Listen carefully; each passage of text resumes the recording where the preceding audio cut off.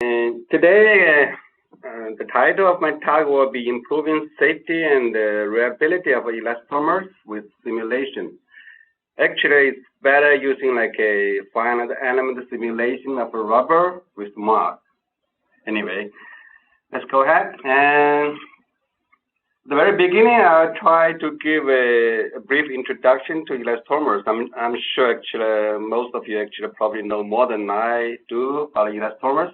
But anyway, today actually I was trying to actually highlight those kind of material characteristics, those kind of the elastomers, so that we can have actually proper treatment for those kind of material and get a proper constitutive equation, so that we can use in the simulation.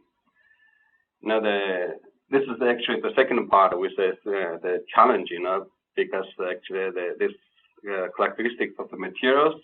So we are facing actually challenging on both the material modeling and the element treatment. So this is all about today's talk. And the third part, I will actually take for more than 90% of my time is what we can do with Marc. For the elastomer modeling. Finally, I will draw a conclusion. And elastomers actually have attracted great deal of interest in different industries, like automotive or aerospace or whatever, And this is mostly because actually the wide availability of the material and relatively low cost. This is generally speaking, not necessarily for biomechanical industry. Some of the material could be very expensive. Anyway, generally speaking, the cost of rubber is reasonable, and of course, the most important is the material properties. Actually, it's kind of flexible, damping, or it's kind of sealing feature against the moisture, heat, and the pressure, and those kind of things. So applications, of the elastomers, you almost can find it anywhere, everywhere in the world. I want to go detail about each actually industry, what they can do, but basically you can see everywhere. Like driving a car, you see those kind of seat belts, the ceiling, actually your window, automobile tire, you can in the garden hoses, so those kind of like bottles, container, whatever. Anyway, so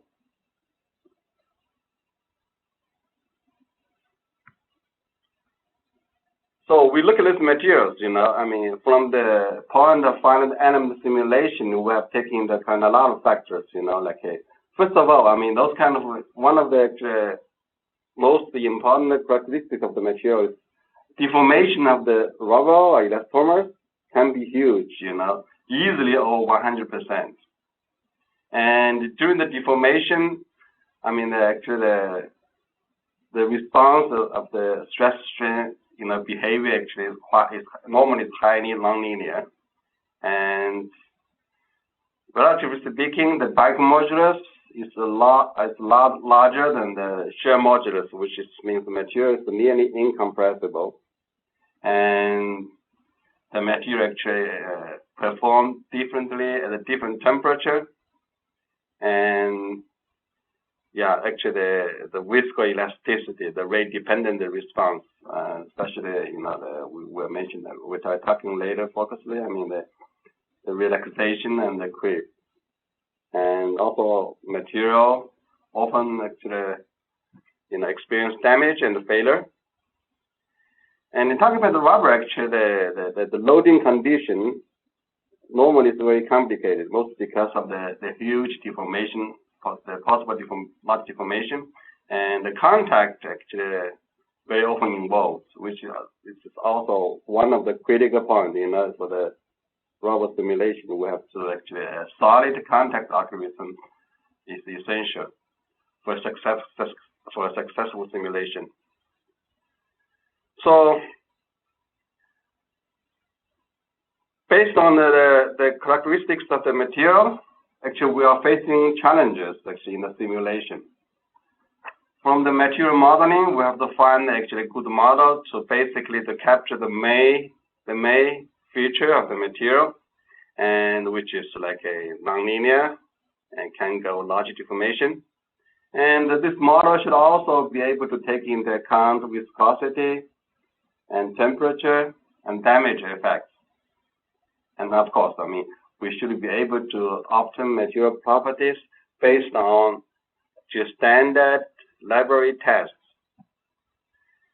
And from the element formulation point of view, you know, the finite element should be able to actually dealing with incompressibility, and element should be able to go, you know, into a large deformation area and even larger rotation and a rigid body motion, whatever. It should be very flexible, and also because of large deformation, the elements aspect ratio become very poor. Sometimes actually element highly distorted. So there should be a way to handling those kind of situations. And yeah, once again, I mentioned the contact. I mean, because the elastomers open, actually the loading condition open involve contact, you know, and we should have a automatic or easy to use contact, where the contact algorithm to involve multi-body contact, self-contact, and different type of friction. And today, my talk will mostly focus on material modeling, but I will briefly mention the element formulation and the contact in the Marc.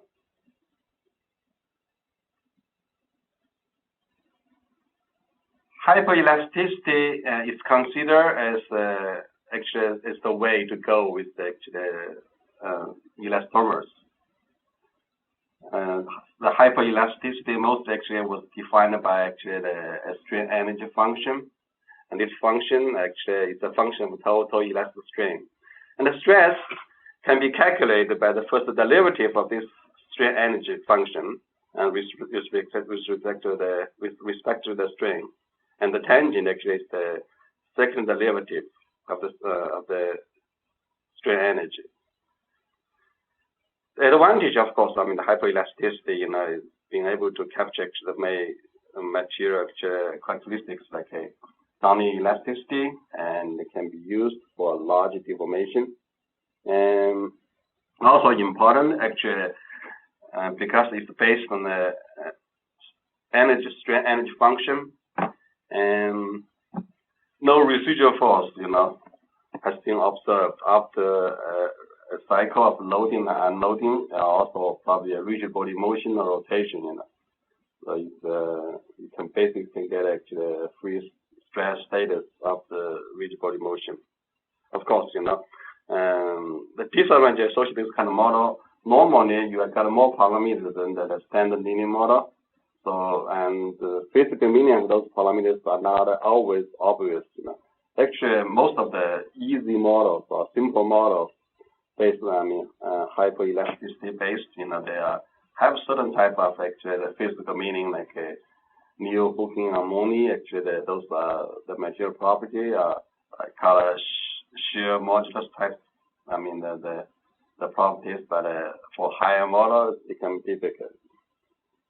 And because those kind of material, you know, parameters, the numbers is high and the physical meaning is not that clear, so then the way to obtain this kind of material parameters become important, you know, which is the curve fitting, experimental curve fitting. So this will also become part of the elastomer simulation, like one of the important parts. So we have actually a list of material models in Marc, and you know, since actually the elastomer, most of the elastomers we talk about the rubber actually are relatively incompressible. So the models for rubber published actually in the literature mostly only are focused on actually so-called volume preserving part. The volume preserving part. And of course, I mean, no rubber actually are exactly incompressible. So in the real numerical simulation, we gotta introduce the volumetric part. So the strain energy function basically containing two parts. One is the volumetric part, which is taking into account the volume change. The remaining part actually is relates to the salvatoric stress, which is mostly about shearing of the material. And two most commonly used model in the rubber industry, actually, hyperelasticity is the Money-Rivlin model and Ogden model. Money-Rivlin model is based on the invariant of strength, and Ogden model is based on the principal stretches. These two models actually like the people normally actually used from the beginning, the one item, or from up to the 5 items, 5 orders, they name differently, but the general, they have a general form like what I'm showing here actually.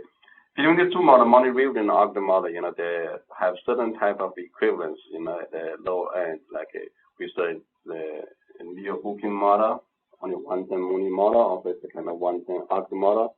Once you choose the material property, and probably they become the same. And the second 10 model is called a Money model, also extended. Ogden you choose second 10, also choose material property, alpha 1 equal to 2, alpha 2 equal to -2, then become the Money-Rivlin model. So basically more or less the same for this simple case. And of course, when the order of the model increase, theoretically speaking, they should be, more accurate actually capture material behavior, but this is not necessarily the truth. I mean, especially when the model, the order is getting higher than 5. I mean, the model mathematically or numerically could become unstable. But anyway, I mean, the lower models still the most commonly used models. So in addition to these two commonly used models, Marc also have actually a lot of Boyce model and Gent model actually implemented actually explicitly. And a lot of Boyce model actually is a statistical mechanics-based model. This model is unique since actually the standard tensor test data provides actually accuracy, for the multiple modes of deformations at all strain level. And you see actually the model based only the first invariance of the strain.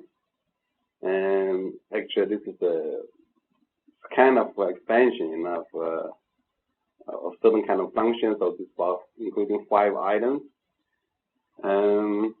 Yeah, actually this model actually accounts for the physics of the network deformation. So it's kind of starting from the micro mechanical, analysis. And Gent model is a simple and accurate approximation of a lot of Boyce model. It looks very short, but anyway, both have 2 material constants. So in addition to rubber, we also have a form model, which is more or less the same as the Ogden model, but introduced actually a part, nonlinear part for the volumetric change, because for the form, the volume change could be huge. There has been a whole lot of models, actually. How many models, I don't know, but published in open literature. And it's not possible, or it's not needed actually to implement a model into the code. So we have a user subroutine called Elastomer. Basically, you can do whatever you want. I mean, you implement whatever model available in the code. Use it as a user subroutine. Like if you implement actually your Hooking model, probably only need 1 line of code. Money-Rivlin model, 2 lines of code. So it's very easy to implement any model for this user subroutine. So we have the model. Also, we have the way to get the material properties. I mean, based on the standard experimental data, I mean, the experiments can be performed in the laboratory. So we can basically calibrate the material properties directly actually from the GUI, which is Mentat, and yeah, for all published model. Basically, there's 3 different type of experimental data actually may be required, like a simple tension, planar tension, and the biaxial extension. You don't have to have all 3, of course. I mean, 1 or 2, you can get a set of material properties. But if you're using more test data, certainly the material property should be more accurate and give a better approximation to the materials. So, viscoelasticity, this is the main focus I'm going to talk today. And the Marc, we have different way to model viscoelasticity for rubber, for elastomers. Option 1, we're starting from basically the linear elastic case. This is the motivation. That's Marc's model. This is basically the dashboard and spring and connecting theory. And when you apply actually like a strain, then the stress starting from the initial value will gradually actually relax until 0. And the camera model, which is the spring and dashboard in parallel, then you apply stress. Basically, you get the strain basically greatly increase until the certain value, the strain which is called creep. So a combination of these 2 models we call a standard linear solid model. So basically, you either apply strain or stress, you get a certain type of actually the viscoelastic behavior. And the easy and the trivial extension of those kind of linear mechanics-based model to the nonlinear case, large deformation case for the elastomer, we just replace actually those features in those stress measure using the standard, the linear stress, using the second pillar Kirchhoff stress. And the strain, of course, is based on the green log-like strain. So we can do the similar, actually, like a linear analysis, that we can perform actually a viscoelastic analysis. And more generally, actually, these people have been normally use actually Marc, we call it actually option 2. I call it option 2. It's the CMO-based model, and the model, the way to treat actually the viscoelasticity is proposed by the late Stanford professor from CMO. And actually, the idea is also kind of the similar like a linear case. Because like we talk about hyperelasticity, we always refer to a strain energy function. So CMOS model actually is also based on multiplicative decomposition of strain energy function into 2 parts. One is the rate independent part and the relaxation function. And yeah, this actually we will see the relaxation function is kind of independent of deformation and the deformation history. So basically, it can be used actually for large strain, but the viscoelastic deformation shouldn't be actually too large, moderately large, And viscoelasticity model 3, option 3 is the Bergstrom-Boyce model. We call it BB model. This BB model is a truly nonlinear treatment of viscoelastic effect. This is the new feature actually available in the current Marc release, and the model actually the way of treat actually a large strain nonlinear viscoelasticity is based on the same thing. It's motivated by the linear case, the standard linear model. If you look at the picture, basically this kind of we have a spring, a dashboard, the parallel to another spring, then we apply a stress. So basically you get a strain. The strain can be split into 2 parts. One is actually epsilon I, which is I call yin elastic strain, and epsilon E, which is the elastic strain. So the stress basically is the combination of actually the stress from two springs. So, and when the time goes on, actually the long-term value, actually the stress from EM, the spring, becomes 0. So E, actually the time infinity, I mean, spring will support whole stresses, anyway, from the total stress, I mean, the total stress is, you can get actually, it's like combining two springs, and the strain energy density can be written like the formulation, actually the end of the slide. And actually, you can see it's kind of like a split of into two parts. One is the equilibrium part, which is the time infinity portion, and the second part is the non-equilibrium part, which is mostly from the viscous contribution. So based on this idea, the BB model also using actually similar spreads, actually strain energy function. The first two, actually U and W, and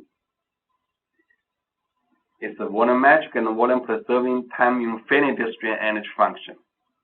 So they both pass together is the standard actually Marc model, like a Monty-Rivlin, Argland, Elastomer, and Jen model. And the second part then is from the viscous contribution, I mean the spring in the viscous connect to the dashboard, I mean in theory. So that is kind of the basically it's actually the two independent strain energy function. I mean for the second part, WV, the viscous contribution. Currently in Marc can only use the Elastomer model. This is the Bergstrom-Boyce model.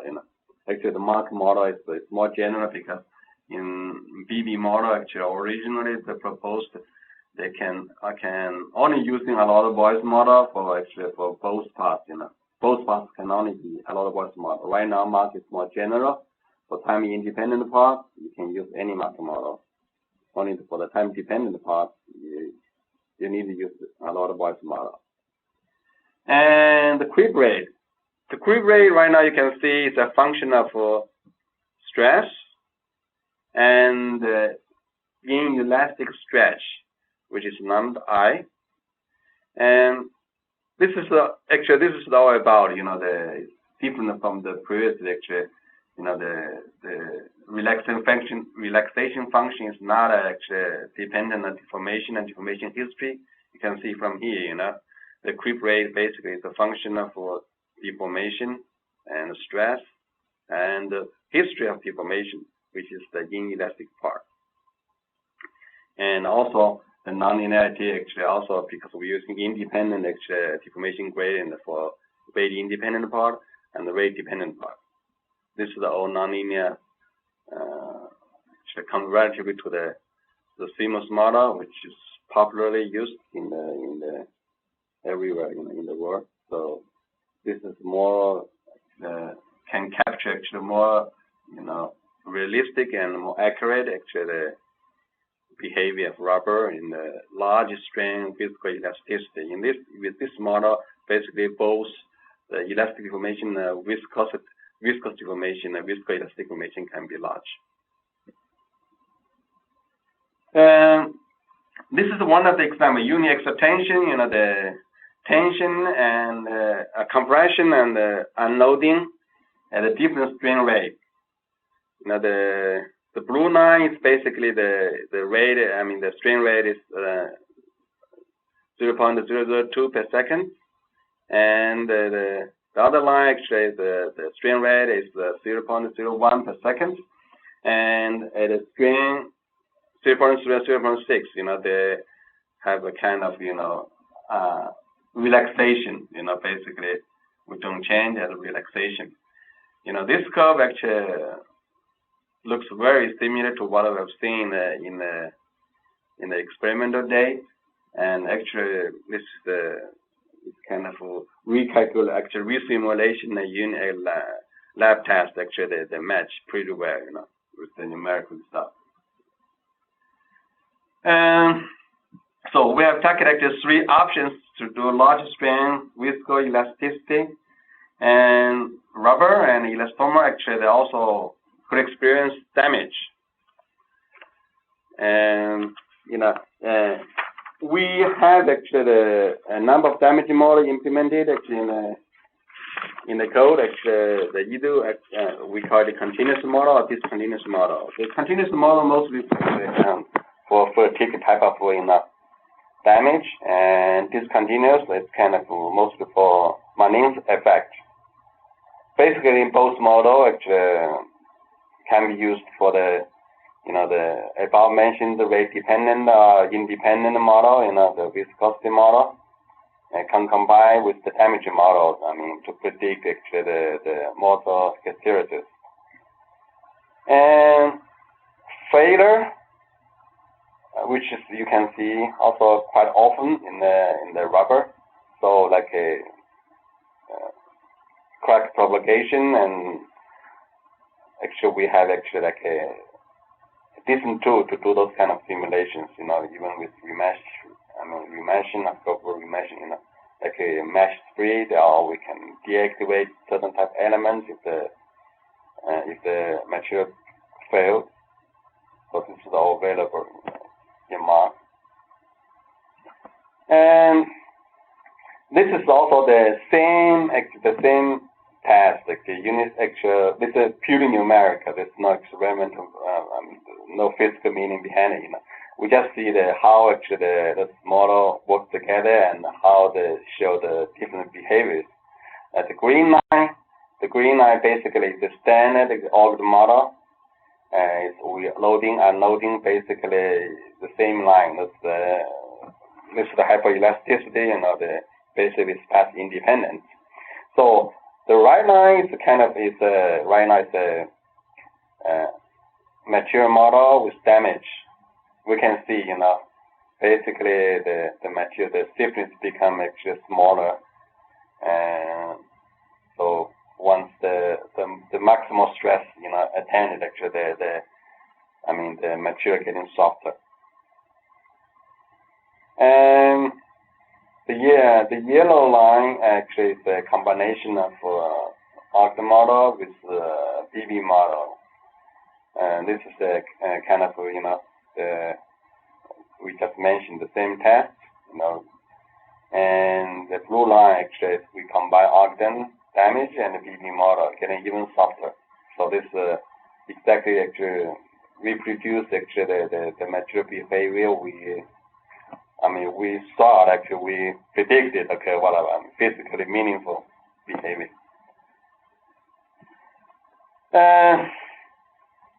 So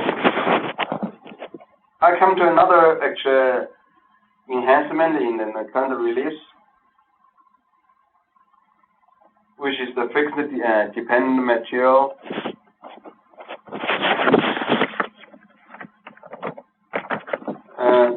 This kind of for this feature, mostly we can imagine a situation like we have a pre-loaded structure, like a rubber gasket or whatever. Mounted with the engine, basically it's preloaded. Then the engines are running. Basically, we are above this kind of static loading. We apply another actually harmonic load. Basically, in such kind of situation, because of the viscoelastic behavior in the friction domain, we was to do an analysis. That basically we capture, the magnitude of the displacement, the phase response of the displacement, the magnitude of the strain. So this is normally for those kind of harmonic electrics, the user would like to see actually also, of course, the power dissipation. Of course normally for for those kind of things, harmonic loading, we are not supposed to experience actually very large deformation, basically, in addition to the possibly large preloading. I mean, the preloading could actually deformation could large. Harmonic loads we are kind of dealing with is kind of linearized, so the harmonic loading is kind of shouldn't be too much.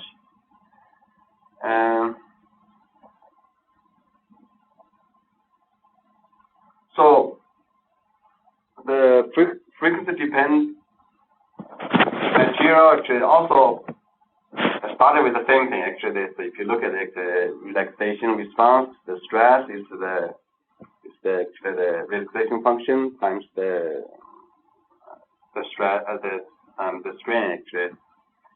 And the same thing as the linear, but actually this looks like the same thing as the if you stress is if you obtain it based on the strain energy function, it's the same as the Simple model.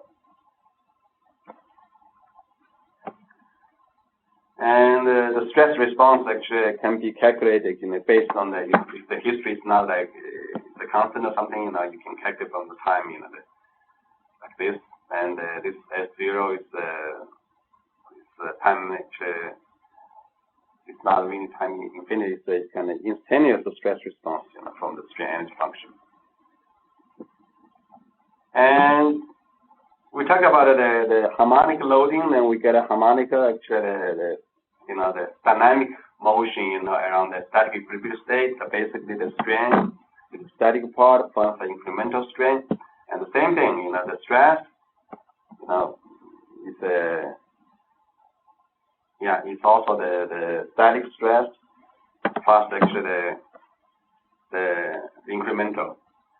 Basically, we do some derivation. We can, if the strain increment and the stress increment are both harmonic, then we can get actually a modulus, the stiffness modulus. Actually, it's kind of complex modulus. The complex modulus actually can be, split into two parts. One is the real part, we call it storage modulus, and the second part of that is the imaginary part. Actually, basically it's about damping properties, the loss modulus. And we showed an example. We are doing this kind of analysis. This is a simple shear plot, and we got define a simple actual Brownian here for relaxation function. Very easy. You can see it's undeformed case. This is, the second picture shows the deformed plus some excitation. The result I will see based on different frequency, for the excitation, we got a list of different dissipation power, dissipated power. This is quite increase for the given problem. We can also calculate the storage factor and the loss factor. So this is another problem. We're using the frequency dependent material. This is the rubber bushing, basically a shaft. Mounts into actually a rubber bush, and the border actually basically the shaft is molded by the steel, and the external border basically we fixed. It's also steel, but we fixed for given problem. So the actual pre-stress followed by harmonic excitation, which is F, you can see. So the storage and loss factor, this can be explicitly calculated. Given like that. And actually, the people may interest actually the magnitude of the displacement, the excitation point, and also of course the phase response. We can see the if the frequency is 0, basically the phase is the same as the load unit displacement. Then this gradually increase actually with the frequencies. So basically, once the time the displacement reach the maximum, and it's later than the external force. So this is the deformed bushing, actually deformed configuration, and the actual dissipated power, the entire structure. Okay, Like what I said, contact is very critical. Also Marc is very strong in contact. We have a very solid, actually very flexible easier of use, actually used to use contact algorithm, and very easy to set up. You don't have to choosing actually contact master, slave, face, those kind of things. You only need to select a contact body. You can select elements, select actually geometries. It's a rigid body, so we can automatically detect contact, self-contact, actually multi-body contact. Also we check the convergence actually using automatic stacking, and we have different material models, and actually it's quite a comprehensive contact treatment. We can treat actually large sliding and local patch, second-to-second contact. We can use for the multi-physics. And remesh is another thing very useful in the rubber analysis. We have actually manual and automatic remeshing, which especially when the rubber actually deform large, extremely large, the element, without remeshing, the analysis cannot go, simply, So we have both local and local can use it together. We can use the 2D and 3D, and even the remeshing body, you can have boundary conditions, load conditions. So actually, it's very useful to set up everything. The remeshing criteria can be like element distortion. You can do like at a given increment or whatever. It's very flexible. And other useful feature, we have actually like a pre-state. Basically, if you want an analysis, then you want to continue another analysis, like you even from 2D to 3D, or from axisymmetric to 3D, you can do that. Also, the global local analysis also we call it structure zooming analysis. So tomorrow, composite material, we can also using rebar elements with instead option. Basically, we have rebar and the matrix material. They're using different element types. They can mesh differently. They're basically very flexible in 2D and 3D, and axisymmetric with twist. So all type of element types, membrane elements with them. And also cavity elements, we can handle this kind of, like a balloon, when the balloon, you inflate the balloon they're getting bigger. The inside actually, once you, without adding additional air, basically the pressure is reduced, so eventually they reach a balance, those kind of things. One example using tire, the tire analysis, we can do using all these kind of features listed here, like a pre-state, we for the inflation of the tire, the structure is axisymmetric. You can use do an axisymmetric analysis. It's cheaper and more efficient. In a 3D case, then you do and expand, they transfer to full 3D analysis. Also, you can use in the global local feature because, especially when the tire load is on the ground, the geometry on the track option, you don't have to using accurate geometry everywhere, which is too expensive. You may only focus the part in contact, So basically, you can forget the remaining part and then only refine the mesh on the contact region using global local feature. Of course, tire you're always using rebar to model those kind of cold reinforced rubber. And the cavity in the inflation state, the cavity element can be used also. Even the volume change of the cavity change. The pressure also change, which is very accurate predicting. Okay, conclusion. So we support almost most commonly used material model, and can be extensible to any model using user subroutine. And you can I didn't mention in the presentation, but it can be different U. We have different type of U based on different theory version or the linear version. So compressibility can be customizable. And the curve fitting, we can directly it from the GUI.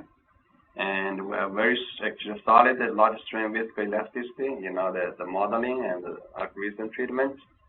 we can do damage and failure analysis.